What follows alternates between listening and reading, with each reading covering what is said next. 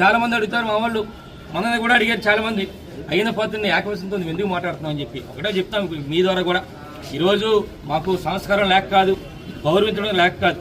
ఈరోజు నర్సీపట్నంలో మున్సిపాలిటీలో టౌన్లో ఒక పోరంబోకు ఏదైతే నేను హత్య చేశాను, పోలీసులు ఏం చేయలేకపోయారు, న్యాయస్థానాలు ఏం చేయలేకపోయి విరవీగుతున్నాడో, భయం లేకుండా బతుకుతున్నాడో, ఈరోజు దాంతోపాటు మాకు స్పీకర్ అయ్యన్న పాత్రుడుకి లెఫ్ట్ హ్యాండ్ నేనే, రైట్ హ్యాండ్ నేనే చెప్పుకుంటూ తిరుగుతూ మరి ఎంతో మందిని మరి ఒక అయ్యన్న పాత్రకే కాకుండా వాళ్ళ పిల్లలకి కూడా, వాళ్ళ కుమారులకి కూడా నేనే అండా, నేను లేకపోతే లేదని చెప్పి ప్రగల్భాలకి ఈయన.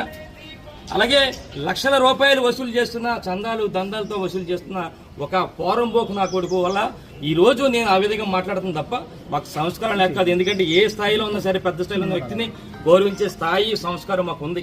ఇలాంటి పోరంబోకు నా వల్ల మేము కూడా అలా మాట్లాడుతున్నాం.